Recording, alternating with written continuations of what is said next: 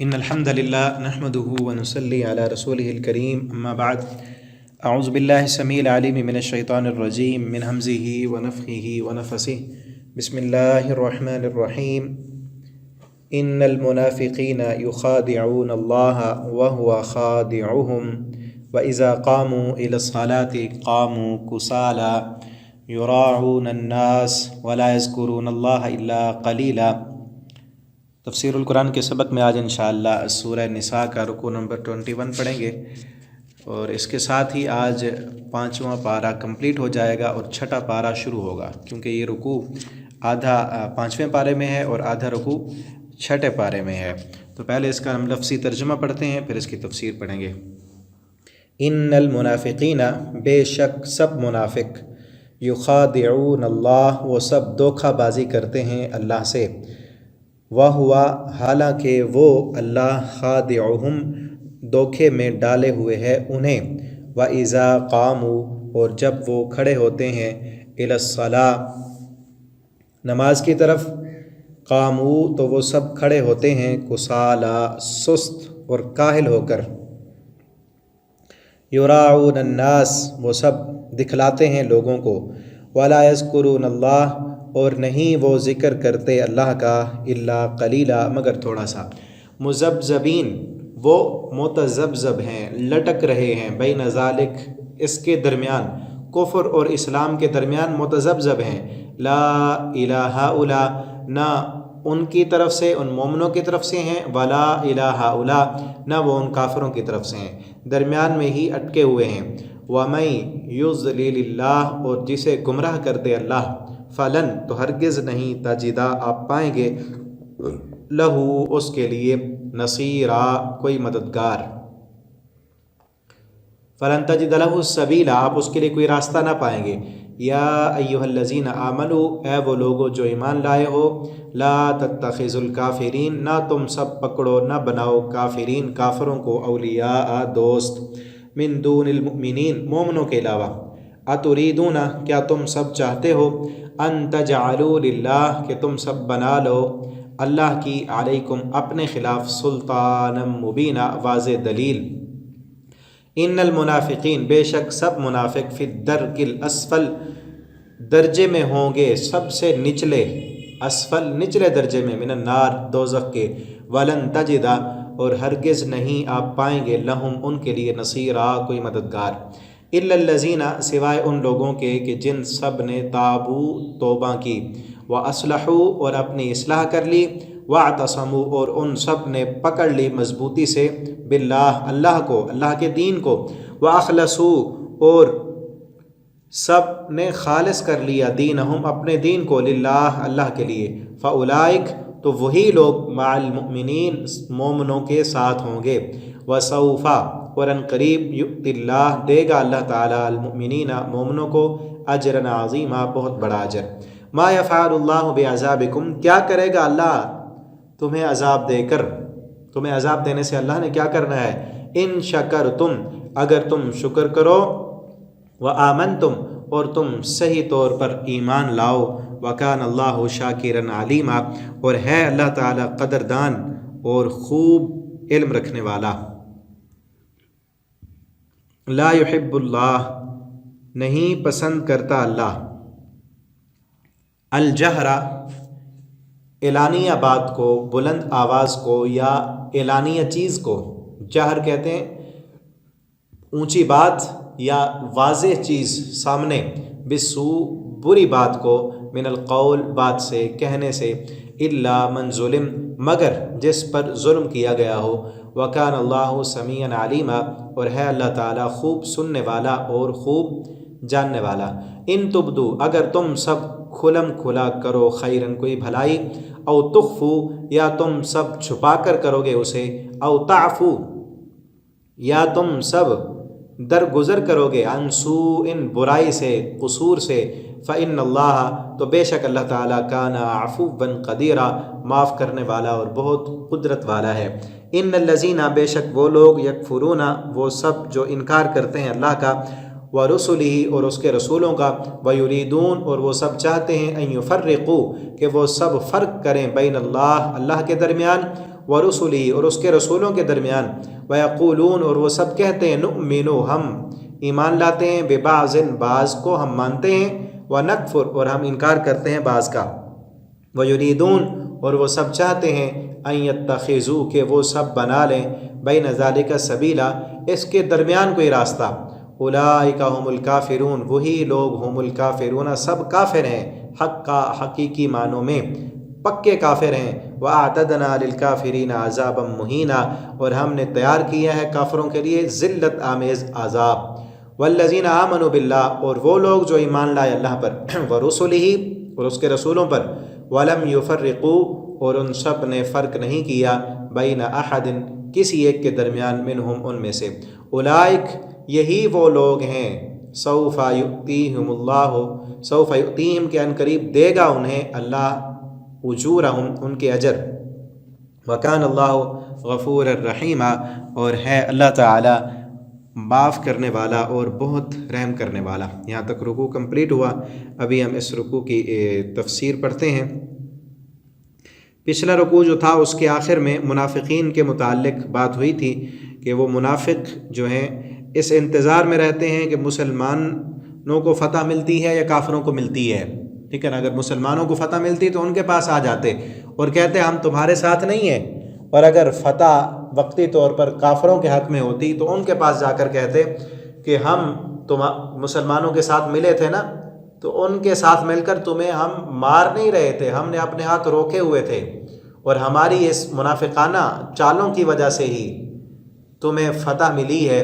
اور اب آگے اس رکوع میں بھی انہیں اس پارے کے تقریباً آخر تک منافقین کے متعلق ہی ان کو وعید سنائی جا رہی ہے، اور انہیں توبہ کی ترغیب بھی دی جا رہی ہے کہ اگر اب بھی تمہارے پاس وقت ہے، پیچھے پلٹنا چاہتے ہو تو پلٹ آؤ، ٹھیک ہے نا۔ ان المنافقین بے شک منافق جو ہیں وہ دھوکہ بازی کرتے ہیں، وہی پچھلی آیت اس کے ساتھ ریلیٹڈ ہے۔ کیا دھوکہ کرتے ہیں؟ مسلمانوں کے ساتھ ملے تو کہا ہم تمہارے ہیں، اور ساتھ مل کر لڑنے کے لیے بھی گئے، ٹھیک ہے نا، اور دل میں کیا کہ ہم انہیں دھوکہ دے رہے ہیں، کیونکہ کافروں کے پاس جا کر کہتے تھے کہ تمہیں جو فتح ملی ہے ہماری منافقت کی وجہ سے ملی ہے، ٹھیک ہے نا۔ اگر ہم اس وقت مسلمانوں کے ساتھ مل کر تمہیں مارتے تو تم مر جاتے، ہم نے نہیں مارا اور مسلمانوں کو بھی روکا تمہارے اوپر حملہ کرنے سے، اور ان کی چالیں تم سے ہٹا لیں، اس لیے تم جیت گئے۔ تو وہ دھوکہ دے رہے ہیں ان کو، حالانکہ وہ خادعہم اللہ نے ان کو دھوکے میں رکھا ہوا ہے، ان کے ایمان نہ لانے کی وجہ سے، ان کے دنیا کے ساتھ محبت کرنے کی وجہ سے۔ پہلے تو اللہ نے سب کچھ دکھایا، ان کو پتہ بھی چل گیا کہ یہ حقیقت ہے، لیکن انہوں نے کیا کیا؟ دنیا کو ترجیح دی، دنیا کے مفادات کو ترجیح دی، تو اللہ رب العالمین نے ان سے اب حق قبول کرنے کی صلاحیت ہی ختم کر دی۔ دھوکے میں تو یہ ہیں، آخرت داؤ پہ لگا رہے ہیں، لڑ تو وہ بھی رہے ہیں مسلمان، وہ بھی تو جان ہتھیلی پر رکھ کر جاتے ہیں، یہ بھی جاتے ہیں، جس طرح وہ کام کرتے ہیں۔ بظاہر تو یہ نماز بھی پڑھ رہے تھے، روزہ بھی رکھ رہے تھے، لیکن کیا تھا؟ ان کے عمل اسی دنیا میں ختم، ان کو آخرت میں کچھ ملنے والا نہیں ہے، ٹھیک ہے۔ اور ان کی نشانی کیا تھی؟ وَإِذَا قَامُوا إِلَى الصَّلَاةِ جب وہ سب کھڑے ہوتے ہیں نماز کی طرف، قاموا کسالى تو بہت سست ہو کر کھڑے ہوتے ہیں، یعنی دل نہیں کر رہا ہوتا، اور جس نماز سے انہیں پیچھے رہنے کا موقع مل جاتا اس نماز سے پیچھے رہ جاتے۔ مثلا نبی کریم صلی اللہ علیہ وسلم نے فرمایا اثقل الصلاة علی المنافقین صلاۃ العشاء والفجر، کہ منافقوں پر بھاری نمازوں میں سے عشاء اور فجر کی نماز ہے، کیونکہ اس وقت لائٹ تو تھی نہیں، روشنیاں اتنی نہیں تھیں، چراغ بھی بہت کم چلایا کرتے تھے، اندھیرا ہوتا رات کو، اندھیرے میں نہ آتے، کس کو پتہ چلنا ہے کہ کون آیا تھا کون نہیں آیا، اور دن کی اجالے میں چونکہ سب دیکھ رہے ہوتے اس لیے دکھانے کے لیے لوگوں کو پھر آ جاتے نماز پڑھنے کے لیے۔ اور ایک یہ بھی ہے کہ اس وقت چونکہ فجر کی نماز میں اٹھنا مشکل ہوتا ہے، اور ایمان ہو تو اٹھے، ایمان ہی ہے نا، آخرت پر یقین اس کو اٹھاتا ہے، وہ تھا ہی نہیں، تو دنیا کی محبت تھی۔ قاموا الی الصلاۃ قاموا کو، اور جب بھی دکھانے کے لیے آتے تو پھر سست کھڑے ہوتے، یراؤن الناس وہ لوگوں کو دکھانے کے لیے نماز پڑھتے ہیں، ولا یذکرون اللہ الا قلیلا اس نماز میں اللہ کا ذکر بہت تھوڑا کرتے ہیں۔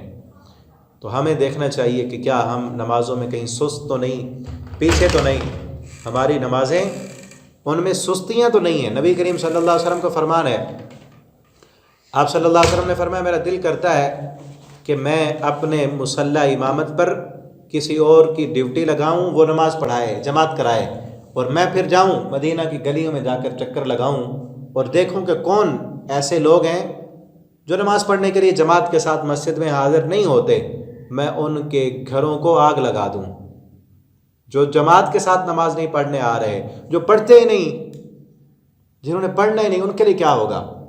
تو آپ صلی اللہ علیہ وسلم اس قدر غصے میں آ رہے ہیں صرف سستی کرنے کی وجہ سے کہ وہ سب کھڑے ہوتے ہیں تو نمازوں میں سست ہوتے ہیں۔ منافق کا اللہ رب العالمین نے نشانی بتائی ہے، اور سورۃ الماعون میں وہاں بھی یہی ہے، الذین ہم عن صلاتہم ساہون الذین ہم یراؤن، نمازوں میں سستی کرتے ہیں، الذین ہم یراؤن، دکھلاوے کے لیے نمازیں پڑھتے ہیں، ویمنعون الماعون، اور استعمال کی چیزوں سے روکتے ہیں۔ یہاں بھی وہی ہے، نماز کے لیے آتے تو ہیں لیکن نمازوں میں سست ہوتے ہیں، پیچھے ہوتے ہیں۔ اور ایک اور حدیث میں نبی کریم صلی اللہ علیہ وسلم نے فرمایا ایک بندہ نماز پڑھتا ہے، بیٹھا رہتا ہے اپنی دکان پر، اپنے کاروبار میں، اور جب سورج غروب ہونے والا ہوتا ہے عصر کی نماز کے متعلق، کہ جب سورج غروب ہونے لگتا ہے پھر اٹھتا ہے، آپ صلی اللہ علیہ وسلم نے فرمایا پھر اٹھ کر وہ 4 ٹھونگے مارتا ہے، 4 ٹھونگوں سے مراد 4 رکعت وہ نماز پڑھتا ہے عصر کی۔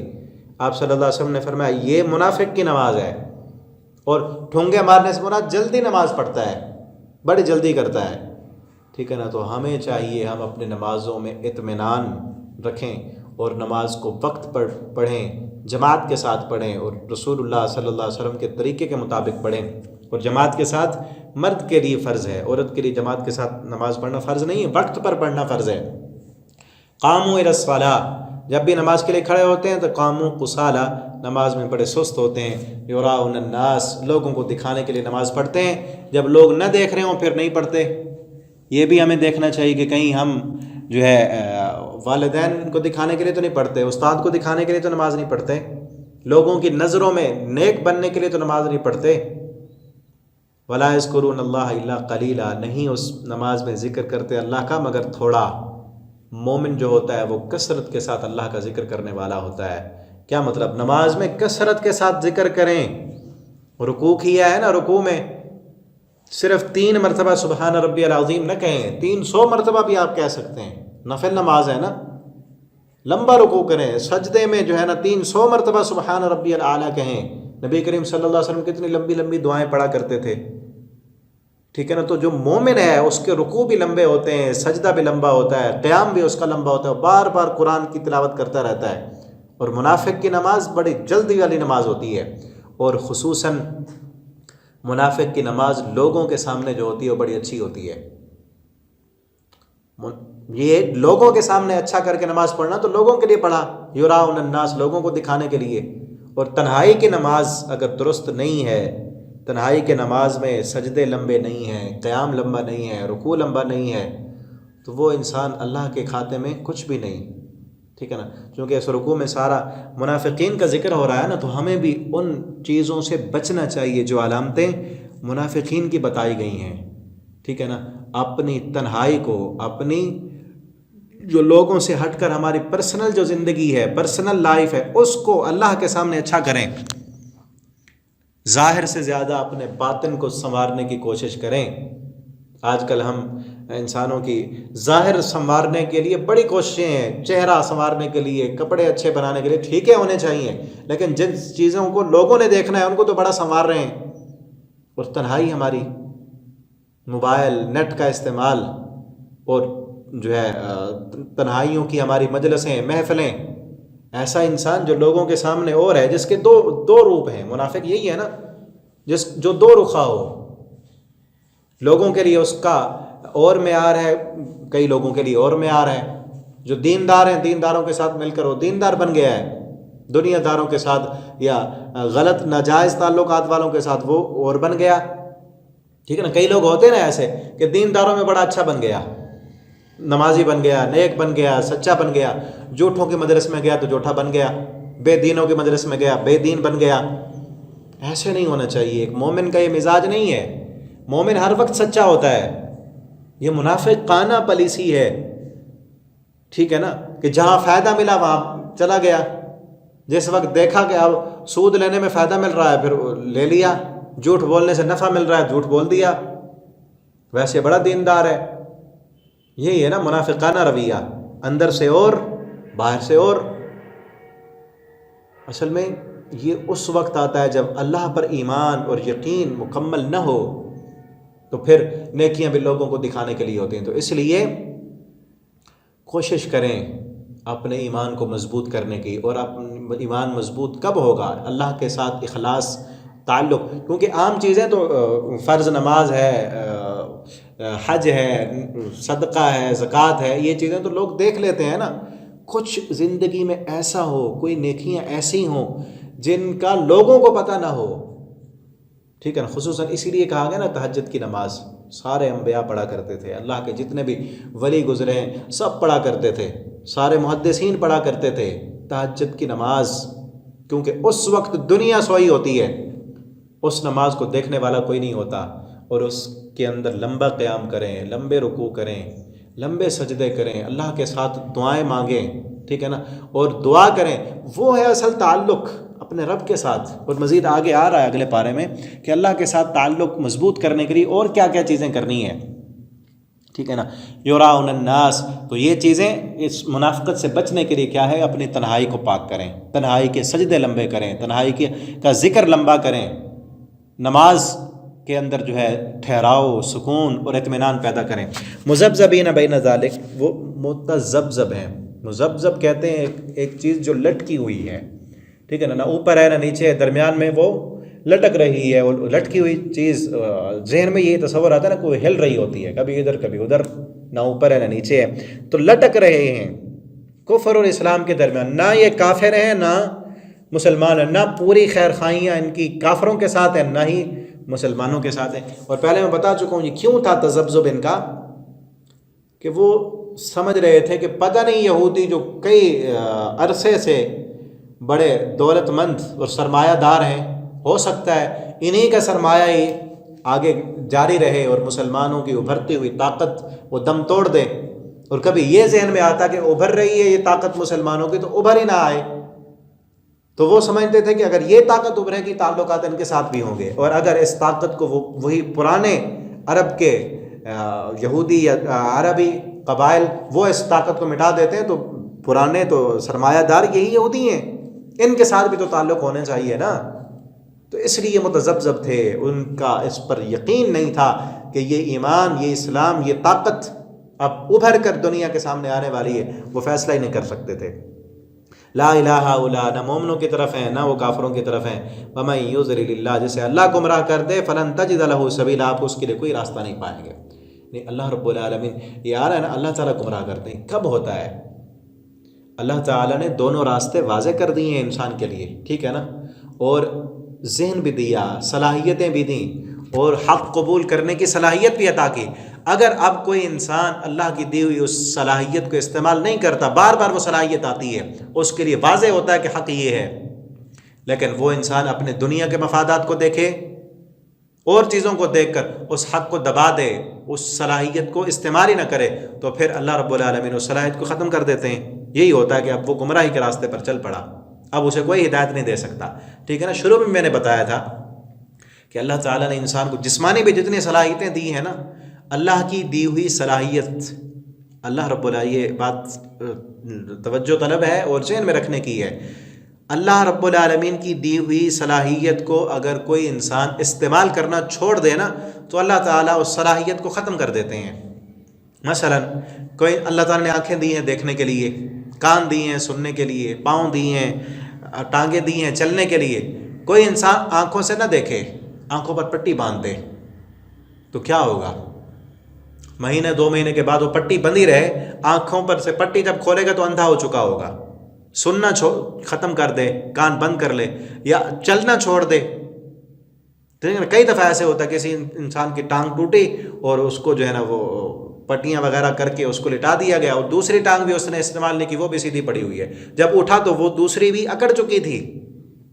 کیوں؟ کیونکہ اس نے اس کو استعمال ہی نہیں کیا. کوئی بھی طاقت ہے، آپ ہاتھ کو ایک جگہ پر رکھ لیں، نہ اس کو حرکت دیں، کیا ہوگا؟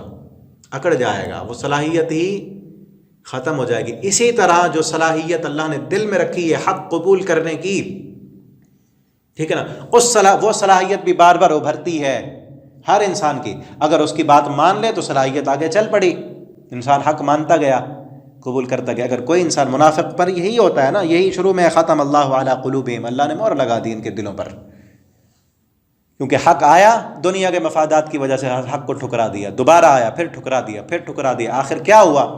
اللہ نے وہ حق قبول کرنے کی صلاحیت ہی ختم کر دی۔ تو یہی ہے فلن تجد، اللہ نے وہ صلاحیت ہی چھین لی ہے، اب تو گمراہ ہو چکے ہیں۔ فلن تجد لہ سبیلا، اب آپ ان کے لیے کوئی دوسرا راستہ نہیں پائیں گے۔ اب مسلمانوں سے بھی کہا جا رہا ہے، اے ایمان والو لا تتخذوا الکافرین اولیاء، کافروں کو اپنا دوست مت بنانا، مومنوں کو چھوڑ کر۔ پیچھے بھی تھا پچھلے رکوع میں، یہاں دوبارہ آ رہا ہے، اتریدون ان تجعلوا للہ، کیا تم یہ چاہتے ہو کہ تم بنا لو اللہ کے لیے واضح دلیل؟ یعنی اگر تم مسلمانوں کو چھوڑ کر کافروں کے ساتھ اپنی خیر خواہیاں رکھو گے، کافروں کے ساتھ تمہاری دوستیاں ہوں گی، تو پھر تو اللہ رب العالمین کے پاس واضح دلیل ہے کہ اللہ تمہیں عذاب دے، ٹھیک ہے نا؟ ویسے اللہ نے آپ کو عذاب، آگے آ رہا ہے، اللہ نے عذاب دے کر کیا کرنا ہے؟ جب تم اللہ کے فرما بردار بن جاؤ، اللہ کی دی ہوئی شریعت کے مطابق زندگی بسر کرو، تو اللہ رب العالمین کو کوئی شوق تو نہیں ہے عذاب دینے کا، ٹھیک ہے نا؟ تو یہاں کیا ہے کہ اللہ نے تمہیں روکا ہے کہ کافروں کے ساتھ اولیاء، ولی کہتے ہیں اصل دلی دوست، جگری دوست، جس کے لیے دل میں خیر خواہیاں ہوں، جس کے لیے بندہ قربانیاں دے، ٹھیک ہے نا؟ ویسے تو تعلقات تو رکھنے چاہیے نا، اور دل میں کافر کے لیے، غیر مسلم کے لیے یہ جذبہ ہونا چاہیے کہ اس کے ساتھ اچھا سلوک کریں گے، ہو سکتا ہے ہمارے اس اچھے سلوک کی وجہ سے یہ اسلام قبول کر لے، ٹھیک ہے نا؟ لیکن دلی خیر خواہیاں وہ مسلمان کے ساتھ ہونی چاہیے، کیونکہ پیچھے منافقین کا تذکرہ آیا نا، تو اس لیے جو لوگ منافق ہیں، نمازوں میں سست ہیں، اس طرح کی ان کے اندر چیزیں، ان کو تم نے دلی دوست نہیں بنانا، اور نہ ہی کافروں کو بنانا ہے۔ آگے ان المنافقین، منافقوں کا انجام کیا ہے؟ ان المنافقین فی الدرک الاسفل من النار، بے شک سب منافق فی الدرک، درجے میں ہوں گے، اسفل نیچے، نچلے درجے میں ہوں گے۔ جہنم کے کئی درجے ہیں، ٹھیک ہے نا؟ جہنم کے حطمہ بھی ہے، سقر بھی ہے، اور اس جہنم میں سب سے نچلا جو درجہ ہے ویل بھی ہے۔ تو منافق جو ہیں سب سے نچلے درجے میں ہوں گے۔ وہاں نچلے، سب سے نیچے والے درجے میں کیا ہوگا؟ وہاں پر جہنمیوں کا خون، جہنمیوں کی پیپ، جہنمیوں کا ریشہ، جہنمی جب جلیں گے وہ سارا اکٹھا ہوتے ہوتے جہنم کے نچلے درجے میں پہنچ جائے گا، وہاں پر نہریں بہیں گی، ٹھیک ہے نا؟ میں نے شاید بتایا پہلے بھی، جہنم میں جہنمیوں کو جب ڈالا جائے گا، جسم پھول جائیں گے، بڑے ہو جائیں گے، بڑے بڑے جسم ہوں گے، اور ان کے اندر زخم ہوں گے، ان زخموں سے جو خون اور پیپ نکلے گی وہ سب سے نچلے درجے میں ہوگی، اور وہاں پر ان کو ڈالا جائے گا۔ اللہ رب العالمین ہم سب کو پناہ دے، اللہ اپنی رحمت کے ساتھ ہمیں جہنم سے بچا کر جنت الفردوس کا داخلہ عطا فرما دیں۔ ان المنافقین فی الدرک الاسفل من النار ولن تجد لهم نصیرا، کوئی وہاں مددگار نہیں پائیں گے، ٹھیک ہے نا؟ اللہ کو جنہوں نے دھوکہ دیا، وہاں کون ان کی مدد کرے گا؟ الا الذین تابوا، ہاں اب آ گیا، الا الذین تابوا، سوائے ان لوگوں کے جنہوں نے توبہ کر لی۔ منافقوں کو اب بھی دیکھیں نا، میں نے پہلے بھی کہا تھا یہ سورت غزوہ احد کے بعد اور احزاب سے پہلے کے واقعات ہیں، ٹھیک ہے نا؟ اور آگے آئے گا سورۃ توبہ میں ان کو آخری وارننگ دے دیا، بالکل ہٹا دیا گیا۔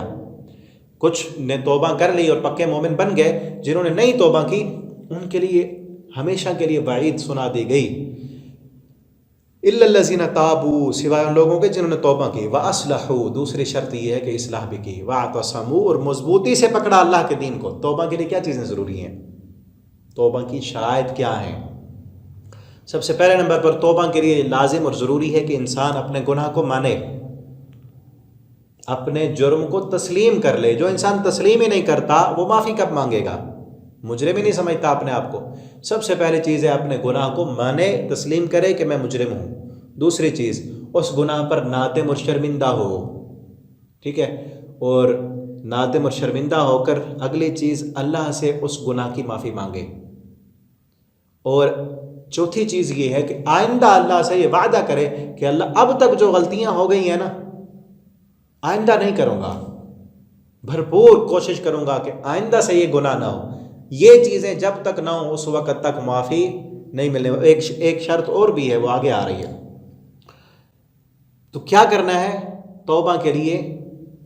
اپنی غلطی کو ماننا ہے، اپنی غلطی پر شرمندہ ہونا ہے، نادم ہونا ہے، اللہ سے اس غلطی کی معافی مانگنی ہے، اور آئندہ اللہ کے ساتھ اس گناہ کو دوبارہ نہ کرنے کا عزم کرنا ہے۔ یہی ہے نا اصلحوا اپنے اصلاح کر لی۔ واعتصموا باللہ، چونکہ منافقین کا تذکرہ ہے، وہ مخلص نہیں تھے اسلام کے ساتھ، اب انہوں نے اصلاح بھی کر لی، جو خامیاں خرابیاں تھیں، نماز میں سست تھے، لوگوں کو کے لیے دکھانے کے لیے نماز پڑھتے تھے، دکھانے کے لیے صدقہ و خیرات کرتے تھے، تو اب کیا کیا انہوں نے؟ اللہ کے ساتھ مخلص ہو گئے۔ اب نمازیں اللہ کے لیے، لمبے سجدے، لمبا قیام، کثرت کے ساتھ اللہ کا ذکر، اور اللہ کے لیے، اللہ کی رضا کے لیے صدقات و خیرات۔ اخلصوا دینہم للہ فاولئک مع المؤمنین، یہ ہیں مومن۔ فسوف یؤتی اللہ المؤمنین اجرا عظیما، اللہ ایسے مومنوں کو اجر عظیم عطا کریں گے، بہت بڑا اجر، اس کا دنیا میں تصور ہی نہیں ہے۔ ما یفعل اللہ بعذابکم، اب آگے وہی آیت، اللہ کیا کرے گا تمہیں عذاب دے کر؟ چونکہ پیچھے ذرا خطرناک بات تھی نا کہ منافقوں کے لیے درک الاسفل من النار، جہنم کا سب سے نچلا درجہ ہے۔ اب اللہ نے فرمایا اللہ کو کوئی شوق نہیں ہے جہنم میں ڈالنے کا، اتنے سخت ترین عذاب اللہ نے جو بنائے ہیں۔ اللہ اپنے یہاں سوچے نا ذرا، ایک ماں اپنے بچے سے کتنا پیار کرتی ہے، اللہ رب العالمین ایک ماں سے 99 گنا زیادہ محبت کرنے والے ہیں، اللہ نے کیا کرنا ہے اپنے بندوں کو عذاب دے کر؟ بڑی ہی رحمت والی آیت ہے یہ، اللہ کیا کرے گا تمہیں عذاب دے کر؟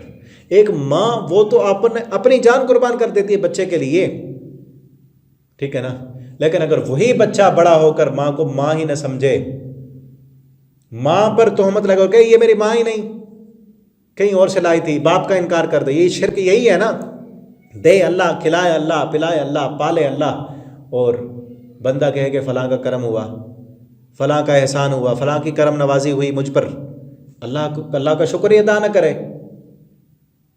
جو بچہ بڑا ہو کر وہ یہ کہے کہ میری ماں نے مجھے نہیں پالا تھا، میری ماں نے مجھے دودھ نہیں پلایا تھا، ماں نے کوئی میری پرورش، حالانکہ ماں کھپتی رہی، سر ٹھٹھرتی ہوئی راتوں میں بچے کو خشک جگہ پہ سلاتی، خود گیلی جگہ پہ سوتی، اس کے لیے دودھ کا انتظام کرتی، اپنا خون جو ہے نا نچوڑ کر اس نے اپنے بچے کو پالا، پرورش کی۔ اگر اس کا جو ہے ایک دفعہ اس کی کروٹ نہ بدلتی تو وہ چیخ کے وہیں مر جاتا۔ جس ماں نے اپنی جوانی دے دی بچے کو جوان کرتے کرتے، اس نے پالا پوسا، بڑا ہو کر اب بیٹا کہے کہ ماں نے میرے لیے کیا ہی کچھ نہیں، مجھے تو فلاں نے پالا تھا، مجھے تو فلاں نے دودھ دیا تھا، یا فلاں نے مجھے پیدا کیا تھا، تو ماں کیا کہے گی؟ ماں کا دل کہے گا کہ اس سے بہتر تھا یہ پیدا ہی نہ ہوتا، اس سے بہتر تو اس کا مر جانا اچھا ہے۔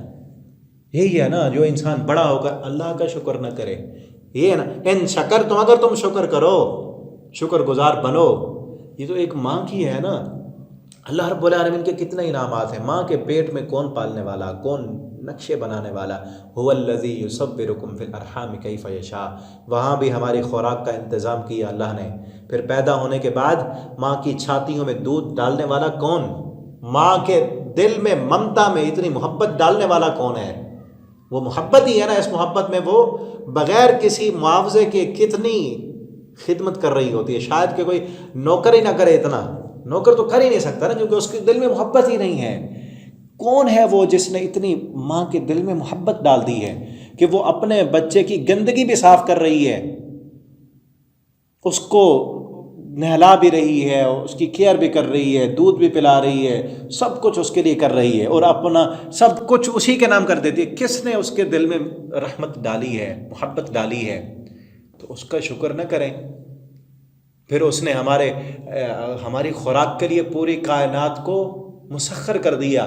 ہم ذرا سوچیں نا، ہم جو کھاتے ہیں کھانا، وہ پکتا ہے، اس کو پکنے کے لیے سورج کی دھوپ چاہیے، شعائیں چاہیے، اس کو ہوا چاہیے، اچھا ماحول چاہیے، زمین چاہیے، پانی چاہیے، بارش چاہیے، تب جا کر نا ہماری خوراک تیار ہوتی ہے۔ پھل، فروٹ، سبزیاں، یہ ساری چیزیں، کتنی کائنات مسخر ہوئی ہے، اللہ کی کتنی کائنات ہماری خدمت کر رہی ہے۔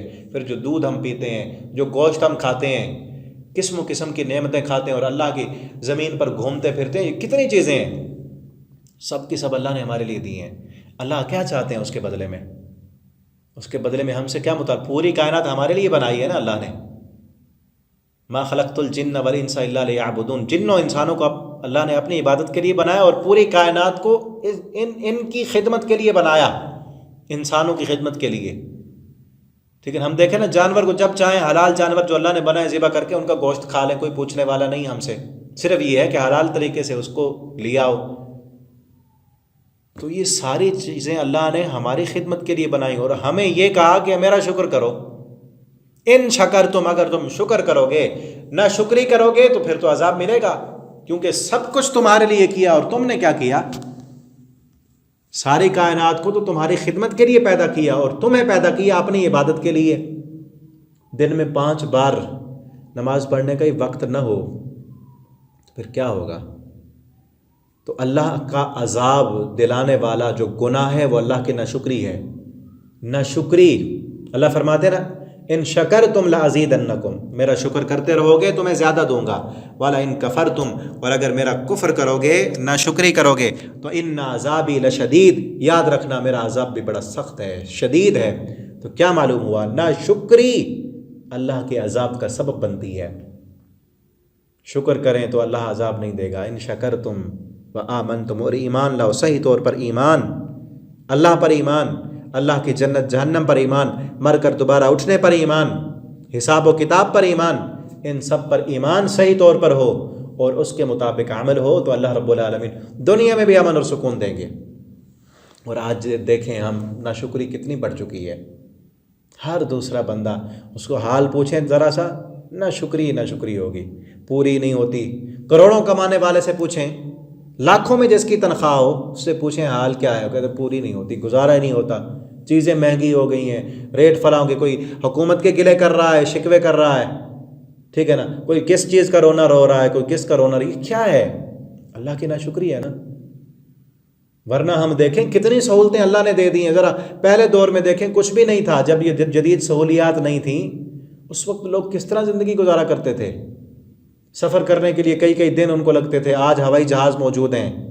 بات کرنے کے لیے ان کے قاصد کئی دن تک جاتے تھے، آج ایک کلک میں ٹیلی فون موجود ہیں، موبائل موجود ہیں اور ہمارے پاس نیٹ کی سہولتیں موجود ہیں. کھانے کے لیے کتنی چیزیں موجود ہیں، گاڑیاں موجود ہیں، اچھے گھر موجود ہیں، ایئر کنڈیشن، پنکھے، سب کچھ موجود ہے. پہلے تو کچھ بھی نہیں تھا، لیکن اتنی زیادہ سہولتیں ہونے کے باوجود جتنی ناشکری آج ہے نا شاید پہلے ہو. ہر وقت رونا، غربت کا رونا، کبھی مہنگائی کا رونا، کبھی حکمرانوں کے گلے اور غیبتیں. اللہ کے شکر گزار بن جائیں، اللہ کے فرم بردار بن جائیں، اللہ کے شکر گزار بنے، اللہ اور دے گا. اور یہی وجہ ہے کہ پھر عذاب کیا ملتا ہے دنیا میں؟ کیا عذاب ہے؟ اللہ تعالیٰ دوسری جگہ پر فرماتے ہیں کہ جو لوگ من اعرض عن ذکری فإن له معیشۃ ضنکا، میرے ذکر سے منہ موڑے نا، میں ان کی زندگی پریشان کن بنا دیتا ہوں. ساری سہولتیں ہونے کے باوجود ہم پریشان ہیں، ڈپریشن کے مریض بن چکے ہیں. اتنے ڈپریشن کے مریض پہلے نہیں تھے جتنے آج ہیں. اللہ پھر دلوں سے سکون لے لیتے ہیں. دنیا میں سزا یہی ملتی ہے اللہ کا ذکر نہ کرنے کی، نماز نہ پڑھنے کی. یہ ہے نا ذکر، سب سے بڑا ذکر اللہ کی نماز ہے. جو نماز ہی نہ پڑھے اللہ پھر ان کی زندگیوں سے پھر رزق نہیں چھینتے، سہولتیں نہیں چھینتے ہیں، سہولتیں ساری ہیں، سب کچھ ہے، لیکن دل میں سکون نہیں ہے. دل کے سکون کے لیے اللہ کا شکر چاہیے. اور دیکھیں نا آپ ذرا ذہن سے بھی سوچیں نا، جو انسان اللہ کا شکر کرتا ہے نا، جس حال میں وہ راضی ہے، اللہ سے کہتا ہے اللہ میں اسی حال میں راضی، الحمدللہ اللہ تو نے بڑا اچھا دیا. جو نعمتیں ہیں انہیں کو گنتا اور شمار کرتا ہے اور اللہ کے دیے ہوئے میں سے پھر اللہ کا شکر بھی کرتا ہے اور اللہ کے دین پر خرچ بھی کرتا ہے. اس کے دل کو ایٹومیٹک اطمینان ملنا ہے، کیونکہ وہ راضی ہے. وہ کہتا ہے میں دینے والا ہوں، اللہ نے مجھے بڑا دیا ہے، اللہ کا شکر ہے. تو اللہ پھر اس کو اور بھی دیتے ہیں. ٹھیک ہے، آپ اگر کسی بندے کو کوئی چیز دیں، کسی بچے کو، کسی شاگرد کو کوئی تحفہ دیں، گفٹ کریں، اور وہ کہے کہ آپ کا شکریہ ادا کرے اچھے طریقے سے اور دوسروں کو بھی بتائے اس نے فلاں استاد نے مجھے گفٹ دیا، میرے والد نے یا بھائی نے، آپ کا دل کرے گا نا اس کو اور بھی دیں. ٹھیک ہے نا. یا اس نے اس گفٹ کی کوئی قدر ہی نہیں کی، تعریف ہی نہیں کی اور پھینک دیا اس کو، اور پھر شکوے اور شکایتیں کہ میرا بھائی تو مجھے کوئی دیتا ہی کچھ نہیں، میرا استاد نے کبھی مجھے کچھ دیا ہی نہیں، ٹھیک ہے نا، میں تو بھوکا مر رہا ہوں. آپ کا دل کرے گا اس کو تو اور دینے کا. اسی طرح اللہ رب العالمین کا جو شکر ادا کرتا ہے نا بندہ، اللہ نے کتنی نعمتیں دی. ٹھیک ہے نا. جو بندہ آج غربت کے رونے روتے ہیں نا، اس سے کہو کہ ایک آنکھ نکال دے، کروڑ روپے کی بک جائے گی. ٹھیک ہے نا. ایک ٹانگ کٹوا دے، کتنے کی ہے؟ اپنا ایک گردہ دے دے، کتنے کا ہے؟ تو کہہ رہا ہے نا میرے پاس کچھ نہیں، کروڑوں کے مالک ہیں ہم. اپنے جسم کو دیکھیں ذرا، کتنی اللہ کی نعمتیں ہیں، اور اندر کتنی مشینری ہمارے خدمت میں مسخر کر دی اللہ نے، اور باہر کتنی کائنات ہمیں رزق پہنچانے کے لیے، ہمیں سہولیات دینے کے لیے اللہ کی کائنات مسخر ہے. تو ہمیشہ اللہ کا شکر ادا کریں. اللہ اور دیں گے، سکون دیں گے، اطمینان دیں گے. اور اللہ کے دنیا میں بھی اللہ کے عذاب کا جو سبب ہے وہ ناشکری ہے، آخرت میں بھی اللہ کے عذاب کا جو سبب ہے وہ ناشکری ہے. تو اس سے بچیں. اللہ تعالی ہمیں اپنا شکر گزار اور قدردان بنا دے. اللہ بھی قدردان ہے، اللہ بھی شاکر ہیں. یعنی جو انسان اللہ کا شکر ادا کرے، اللہ کی عبادت کرے، نیکیاں کرے، اللہ کے لیے مشقت برداشت کرے، تہجد کے لیے اٹھے، صدقات و خیرات کرے، یہ نہیں ہے کہ اس کی یہ محنت کوشش رائگاں جائے گی، نہیں، کیونکہ اللہ قدردانی کرنے والے ہیں. دنیا میں کئی مرتبہ ایسے ہوتا ہے، کسی انسان کو راضی کرنے کے لیے ہم نے کوشش کی، محنت کی، اس کی اچھی دعوت کی، اچھا کھانا پکایا، بڑا ہم نے جو ہے کوشش اور محنت سے اس کو بلایا، لیکن اس نے شکریہ ادا نہیں کیا. ہوتا ہے نا ایسے، دل پھر دکھتا ہے، یار اس نے کوئی تعریف ہی نہیں کی.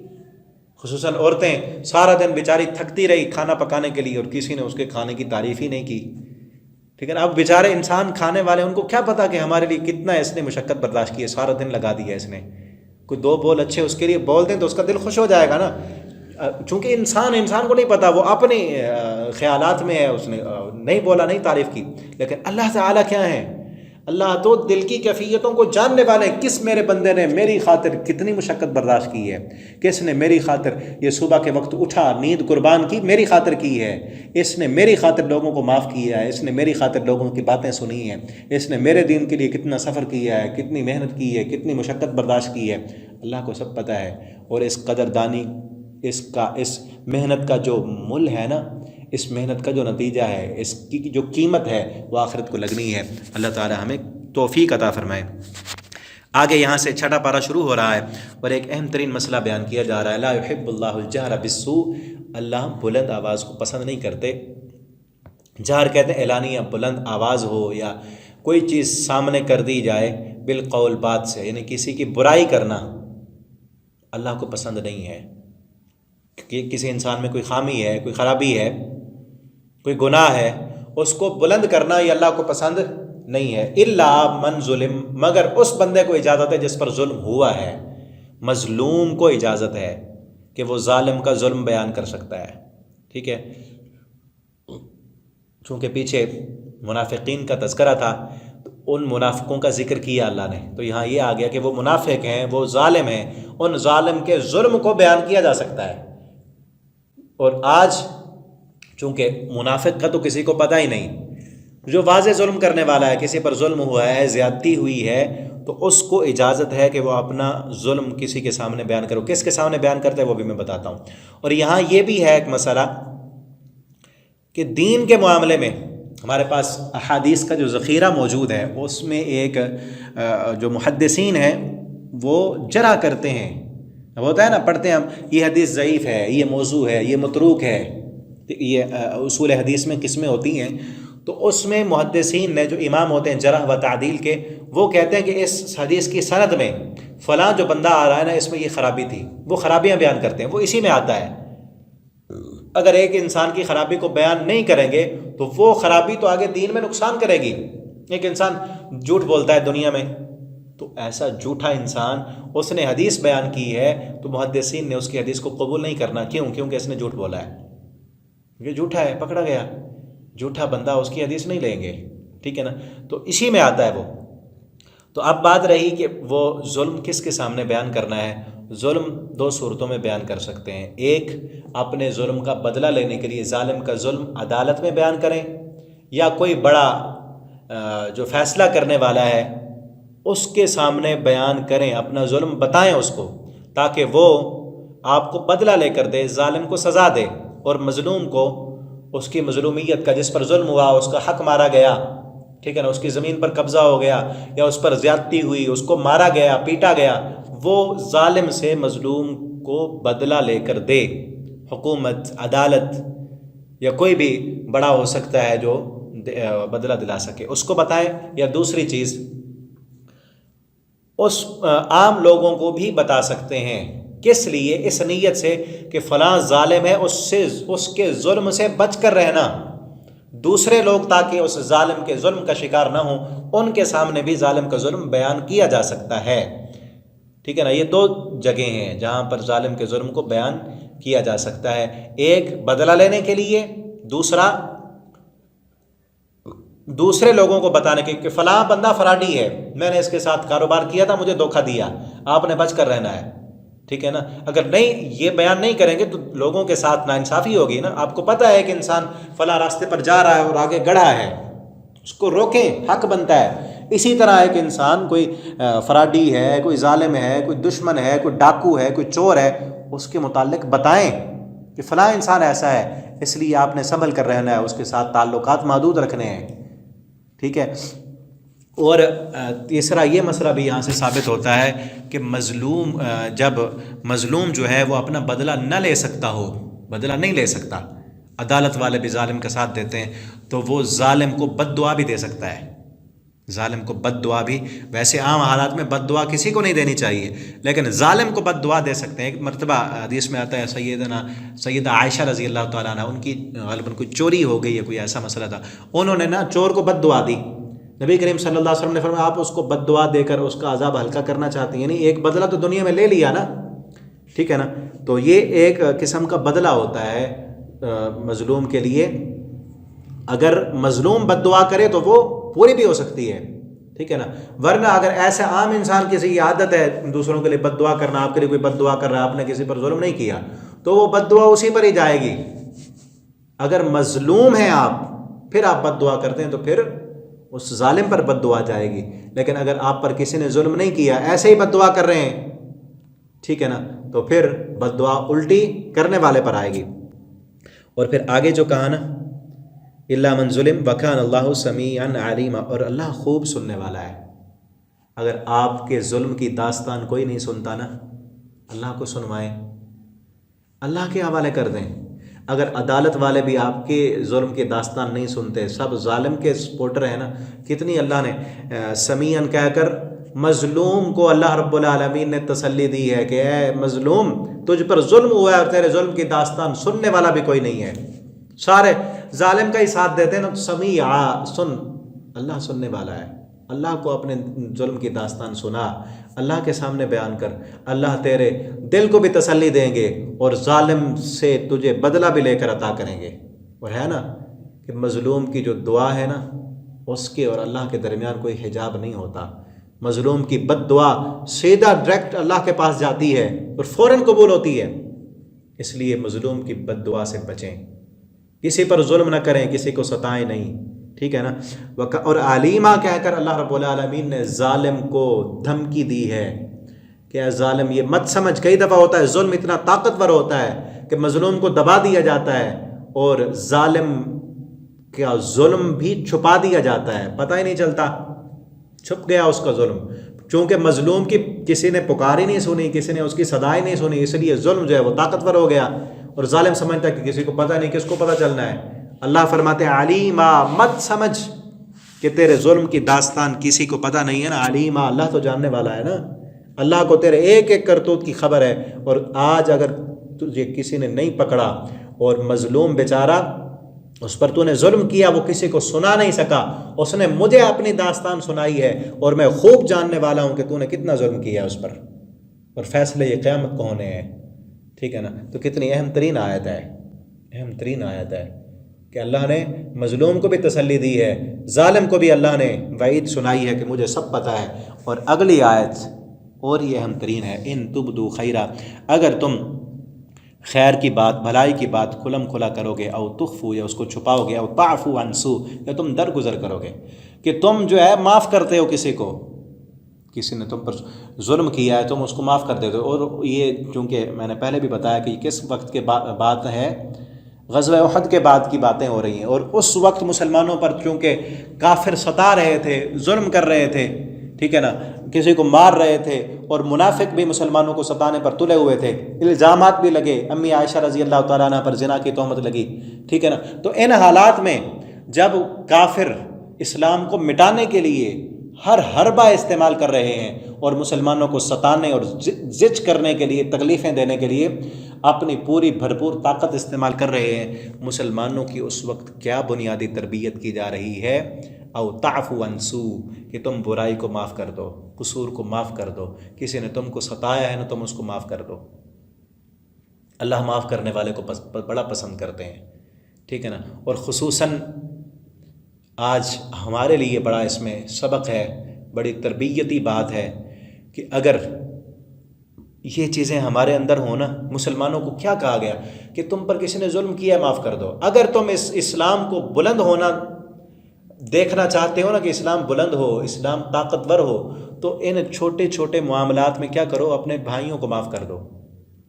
چاہے دوسرے بھی ہیں نا، غیر مسلموں نے بھی تمہیں ستایا ہے نا، تو انہیں بھی پیچھے تھا، اجازت ہے کہ ظالم کے لیے تم بد دعا کر سکتے ہو۔ کسی نے آپ کو ستایا ہے، تکلیف دی ہے، ظلم کیا ہے، اس کے لیے بد دعا بھی کر سکتے ہو، بدلہ بھی لے سکتے ہو۔ لیکن یہاں کیا ترغیب دی جا رہی ہے کہ اعلیٰ ترین درجہ کیا ہے، معیار کیا ہے، وہ یہ ہے کہ معاف کر دو۔ اب دیکھیں امی عائشہ رضی اللہ تعالیٰ عنہ پر تہمت لگانے والے کون تھے؟ اللہ نے کہا ان سے حساب میں نے لینا ہے، دنیا میں تمہارے لیے کیا ہے کہ تم معاف کر دو انہیں۔ یہاں یہی ترغیب دی جا رہی ہے کہ تم ایک دوسرے کو معاف کر دو، درگزر کرو، اور تبدو خیرا، ان کے گناہوں کو چھپا کر معاف کر کے خیر کرو، ان کے ساتھ بھی بھلائی کرو اور اچھائی کرو ان کے ساتھ، ٹھیک ہے نا۔ تو آج ہم بھی سوچیں، ذرا دیکھیں کس کس نے ہمیں ستایا ہے، کس کس نے تکلیف دی ہے۔ ظاہر بات ہے دنیا میں تو ہر کسی کے ساتھ یہ ہوتا ہے نا، اکٹھے رہتے ہیں رہنے والے بھائی دوست رشتہ دار، کسی نہ کسی کی کوئی بات جو ہے وہ دل کو بری لگتی ہے، تکلیف میں ڈالتی ہے، کسی کا کوئی رویہ جو ہے وہ انسان کو اچھا نہیں لگتا، تو واقعتاً ہر کسی کے ساتھ ہوتا ہے۔ تو کیا کریں ہم؟ کوئی ایسا خوش نصیب تو نہیں ہوگا نا کہ جس کو کسی نے ستایا نہ ہو۔ تو ہمیں ترغیب کیا ہے کہ ان کو معاف کر دیں، درگزر کریں، ایسے ہی معاف کر دیں جیسے ہم چاہتے ہیں کہ ہمارا رب ہمیں معاف کر دے، ٹھیک ہے نا۔ وہ تعفو عن سوء، اور معاف کرنے کی بڑی فضیلت ہے۔ ہمارا اصل رویہ کیا بن چکا ہے؟ اکثر مسلمان وہ اپنے حقوق لینے کی تو بات کرتے ہیں، جو فرائض ان کے ذمے ہیں، جو ذمہ داریاں ادا کرنی ہیں، ان کی پرواہ نہیں ہوتی۔ ہر انسان اپنے حقوق کی جنگ لڑ رہا ہوتا ہے، اور شکوے شکایتیں کیا ہیں؟ فلاں نے میرا حق نہیں دیا، فلاں نے میرے ساتھ اچھا نہیں کیا۔ بھئی آپ نے جو دینا تھا وہ کیا، ٹھیک ہے نا۔ دوسرے نے اگر آپ کا حق نہیں مارا تو اسلام کیا ترغیب دیتا ہے کہ اپنے حق دیتے جاؤ، اور کوئی تمہارے ساتھ زیادتی کرتا ہے تو اس کو معاف کرتے جاؤ۔ یہ ہے اسلام کا معیار۔ جب سارے انسان ایسے بن جائیں، ہر انسان کو فکر یہ ہو کہ میں نے حق کیا دینا ہے۔ اگر آپ ایک بیٹے ہیں، آپ کا حق ہے کہ اپنے والد کی فرما برداری کریں، آپ شاگرد ہیں، آپ کا حق ہے کہ آپ اپنے استاد کی فرما برداری کریں، آپ اچھے طریقے سے پڑھیں، سبق اچھا یاد کریں۔ اور اگر آپ ایک ٹیچر ہیں تو آپ کا حق ہے کہ اپنے بچوں کے ساتھ انصاف کریں، والد ہیں تو اپنے بچوں کے ساتھ انصاف کریں، یہ آپ کے ذمہ ہے۔ ان چیزوں کو آپ نے دیکھنا ہے، جبکہ ہم کیا دیکھ رہے ہیں کہ فلاں ہمارے ساتھ کیا کرتا ہے، فلاں نے میرا حق دیا ہے یا نہیں دیا، اس نے میرے حقوق۔ جس طرح ایک بیوی ہے وہ یہ دیکھے کہ میں نے خاوند کے ذمہ داریاں جو ہیں، ان کے حقوق جو ہیں وہ میں نے پورے کیے ہیں یا نہیں کیے، اور خاوند یہ سوچے کہ میرے ذمہ جو بیوی کی خدمت ہے، اس کی کیئر کرنا ہے، اس کے جو میرے ذمہ حقوق ہیں وہ میں نے پورے کیے ہیں یا نہیں کیے۔ ہم الٹ سوچ رہے ہوتے ہیں، خاوند ہے وہ سوچ رہا ہے بیوی نے میرا فلاں فلاں حق نہیں دیا، فلاں فلاں میرے کہا نہیں مانا، وہ اس کے قصور نکالو، تو بیوی کہتی ہے خاوند نے میرے حقوق پورے نہیں کیے۔ بیٹا کہتا ہے باپ نے میری صحیح سرپرستی نہیں کی، مجھے حقوق نہیں دیے، اور باپ کہتا ہے میرا بیٹا میرا فرما بردار نہیں ہے۔ اپنے اپنے حقوق کو دیکھیں، اور اگر جو ہم نے جو دینا ہے اس کو دیکھیں، کیا دینا ہے ہم نے کسی کو، اور جو لینا ہے اس میں اگر کسی نے کوئی ہمارے ساتھ ناانصافی کی ہے، کوئی غلطی ہو گئی کسی سے، تو اس کو معاف کر دیں۔ یہ اسلام کا اصل مزاج ہے، اور اسلام نے یہ تربیت کی ہے، تعفو عن سوء، کہ برائی کو معاف کر دیں۔ فَإِنَّ اللَّهَ كَانَ عَفُوًّا قَدِيرًا، اللہ بھی معاف کرنے والا ہے، قدیرہ قدرت والا ہے۔ ہم کب معاف کرتے ہیں؟ جب بدلہ لینے کی طاقت نہ ہو۔ اللہ تعالیٰ کہتے ہیں اللہ کے پاس قدرت ہے، طاقت ہے، اللہ بدلہ لینا چاہیں تو لے سکتے ہیں۔ اگر تمہارے پاس قوت اور طاقت ہو اور پھر بھی تم بدلہ نہ لو، تو پھر یہ صفت کیا ہو جائے گی؟ اللہ کے پاس قوت اور طاقت ہے نا، اور اللہ رب العالمین اپنے بندوں سے بدلہ کئی غلطیاں ایسی ہیں، گناہ ایسے ہیں، اللہ معاف کر دیتے ہیں، بلکہ آگے پڑھیں گے ہم آتا ہے اگر اللہ رب العالمین انسانوں کو ان کے گناہوں پر پکڑنا چاہیں تو زمین پر کوئی بھی انسان باقی نہ بچے، سب مارے جائیں، کیونکہ ہر انسان گناہ گار ہے، خطا کار ہے، اللہ تو درگزر کر رہے ہیں نا، طاقت قوت قدرت ہونے کے باوجود۔ اور اگر ایک انسان، اس کے ساتھ کسی نے ظلم کیا ہے، زیادتی کی ہے، وہ اس سے بدلہ لے سکتا ہے، اس کے خلاف بد دعا کر سکتا ہے، اور طاقت نہیں بد دعا ہی کر سکتا ہے نا، یہ تو ہر کسی کے پاس طاقت ہے، تو وہ طاقتور ہونے کے باوجود، بدلہ لینے کی طاقت ہونے کے باوجود بھی معاف کر دیتا ہے، تو اس کی یہ خوبی اللہ رب العالمین والی خوبی ہے نا، تو وہ اللہ کے اور قریب ہو جائے گا۔ اللہ کے قرب پانے کے لیے کیا ضروری ہے؟ طاقت ہونے کے باوجود بھی بدلہ نہ لیں، ٹھیک ہے نا۔ اور یہ پیچھے بھی شرط ہے، توبہ کی شرائط میں نے بتائی نا ابھی پیچھے، تو وہاں یہ شرط بھی ہے، اگر ہم چاہتے ہیں نا کہ ہمارا اللہ ہمیں معاف کر دے تو ہم لوگوں کو معاف کر دیں، ٹھیک ہے نا، جنہوں نے ہمارے ساتھ ظلم کی ہیں، زیادتیاں کی ہیں، ان کو معاف کر دیں ہم، تو اللہ ہمیں معاف کر دیں گے، ہمارے دلوں میں سکون آئے گا۔ اکثر جھگڑے، لڑائیاں، نفرتیں، بغض کب ہوتے ہیں؟ جب ایک بندہ کہتا ہے، ایک بندہ اکڑ پر ہے، دوسرا اور اس سے زیادہ اکڑ کرتا ہے۔ آپ نہ کریں، ایک بندہ اپنے آپ کو بڑا بنایا ہوا، آپ چھوٹا بن جائیں۔ نبی کریم صلی اللہ علیہ وسلم نے فرمایا صدقہ دینے سے مال میں کمی نہیں ہوتی، اور تواضع اختیار کرنے سے، جھک جانے سے عزت میں کمی نہیں ہوتی۔ ما تواضع احد للہ الا رفعہ اللہ، جو اللہ کے لیے جھک جاتا ہے، لڑائی چھوڑ دیتا ہے، دوسرے کے ساتھ مقابلہ نہیں کرتا، کہتا ہے میں چھوڑ دیتا ہوں، اللہ اس کو اور بلند کرتے ہیں، اللہ اس کو بلندیاں عطا کرتے ہیں۔ کون؟ جو اللہ کے لیے عاجزی اختیار کر لے، چھوٹا بن جائے، دوسروں کے ساتھ مقابلہ نہ کریں۔ اور نبی کریم صلی اللہ علیہ وسلم نے فرمایا میں اس بندے کو جنت کے درمیان میں ایک محل کی ضمانت دیتا ہوں جو حق پر ہونے کے باوجود جھگڑا چھوڑ دیتا ہے، لڑائی نہیں کرتا، بھائی کے ساتھ لڑائی ہے، بہن کے ساتھ ہے، رشتہ دار کے ساتھ ہے، کسی کے ساتھ زمین کی لڑائی ہے، دکان کی لڑائی ہے، مکان کی لڑائی ہے، کسی بھی چیز، وہ حق پر ہے، وہ کہتا ہے بھائی اب میں اگر اپنا حق مانگتا ہوں تو لڑائی ہوتی ہے، وہ کیا کرتا ہے؟ حق پر ہونے کے باوجود اپنا جھگڑا کسی کو نہیں سناتا، کہتا ہے بس معاف کیا۔ اللہ اس کو جنت میں وہ محل عطا کریں گے جو جنت میں کے وسط میں ہوگا، اللہ جنت کی ضمانت دیتے ہیں۔ اور ایک اور حدیث میں بھی ہے، اس کا مفہوم یہ ہے کہ جو انسان، آپ صلی اللہ علیہ وسلم نے فرمایا جو انسان یہ چاہتا ہے کہ وہ خوش ہو کر قیامت کے دن جنت میں جائے، سارے مراحل اس کے لیے آسانی کے ساتھ گزر جائیں، تو وہ کیا کرے؟ جو اس کو نہ دیتا ہو وہ اس کو دے، یعنی جو رشتہ دار اس کو نہ دے، اس کی دعوت نہ کرے، اس کو کوئی تحفت نہ دے، یہ اس کو دے، اور جو اس کے ساتھ بولنا چھوڑ دے یہ اس کے ساتھ بولے، جو اس کے ساتھ تعلقات توڑ دے یہ اس کے ساتھ تعلقاتوں کو جوڑے، یہ قیامت کے دن خوش ہوتا ہوا اللہ کی جنتوں میں جائے گا۔ کتنی زیادہ فضیلت ہے، ٹھیک ہے نا۔ تو یہ دین کی بنیادی چیزیں ہیں، بنیادیات ہیں، ان چیزوں کو چھوڑ کر نمازیں اور تہجدیں اور جہاد اور دنیا میں اسلام نافذ کرنے کی باتیں فضول ہیں۔ جب تک ہمارا دل، آج ہی ہم نے حدیث پڑھی بلوغ المرام میں، بچوں کو جو پڑھا رہے تھے، اس میں حدیث پڑھی، نبی صلی اللہ علیہ وسلم نے فرمایا اس وقت تک کوئی بندہ مومن ہی نہیں ہو سکتا جب تک وہ اپنے لیے جو پسند کرتے ہیں نا وہ دوسرے کے لیے بھی پسند کرے۔ ہم اپنے لیے پسند کرتے ہیں نا، ہم سے کوئی غلطی ہو جائے تو ہمیں معاف کر دیا جائے، تو ہمیں بھی چاہیے کہ کوئی غلطی اگر کسی اور سے ہوئی ہے تو اس کو بھی معاف کر دیں۔ کسی نے ہماری غیبت کی، کسی نے گالی دی، کسی نے حق مارا، ٹھیک ہے نا، کسی کی بات ہمیں بری لگی، کسی کے ساتھ کوئی جھگڑا ہو گیا، معاف کر دیں۔ اگر نفرتیں، حسد، بغض، کئی سالوں کی جو ہے نا دشمنیاں دل میں پال کر رکھنی ہے، پھر بتائیں اس قرآن کا ہمیں کیا فائدہ، نبی صلی اللہ علیہ وسلم کے آنے کا ہمیں کیا فائدہ ہوا، مسلمان کہلوانے کا کیا فائدہ؟ نبی صلی اللہ علیہ وسلم تو اسی لیے آئے نا تاکہ نفرتیں دنیا سے ختم کر دیں، محبتیں اور پیار ہوں، اور مسلمان کا جسد واحد ایک جسم کی طرح ہوں، ٹھیک ہے نا۔ تو اس لیے یہ چیزیں ضروری ہیں، آپ خود بھی ان پر عمل کریں، دوسروں تک بھی پہنچائیں۔ اللہ رب العالمین ہمارے دلوں کو ایک کر دیں، ہم معاف کرنے والے ہوں، ہم عفو و درگزر کرنے والے ہوں، ہم دوسرے مسلمانوں کو اپنا سمجھنے والے ہوں، تبھی جا کر اسلام جو ہے غالب آئے گا۔ اور یہ جس طرح میں نے پہلے بھی کہا دین کی بنیادی باتیں ہیں۔ اب یہاں ایک اور مسئلہ بیان ہو رہا ہے، آگے رکوع ختم ہو جائے گا۔ ان الذین یکفرون، وہ لوگ جنہوں نے کفر کیا اللہ کا اور اس کے رسولوں کا، اور وہ چاہتے ہیں یفرقوا، اللہ اور اس کے رسولوں کے درمیان فرق کریں، اور وہ کہتے ہیں ہم نے بعض کو مانا اور بعض کا ہم نے انکار کیا۔ اور یہ نا اصل بات ہو رہی ہے ان لوگوں کے متعلق جو اس وقت یہودی تھے یا عیسائی تھے۔ یہودیوں نے موسیٰ علیہ السلام کو مانا، عیسیٰ علیہ السلام کا انکار کر دیا، اور عیسائیوں نے عیسیٰ علیہ السلام کو تو مانا لیکن محمد رسول اللہ صلی اللہ علیہ وسلم کا انکار کر دیا، ٹھیک ہے نا. تو بعض نے بعض کا انکار کر دیا. اللہ کو تو مانا لیکن اللہ کے رسولوں میں ایک رسول کو مان لیا اور تو دوسرے رسول کو نہ مانا، تو فرق ہو گیا نا. جبکہ سارے رسولوں کی بنیادی دعوت کیا تھی؟ دعوت توحید تھی. اگر ایک رسول کو ماننا ہے تو دوسرے کو بھی مانے، وہ بھی تو اللہ کا بھیجا ہوا ہے نا. ایک رسول کا انکار سارے رسولوں کا انکار کر دینا ہے.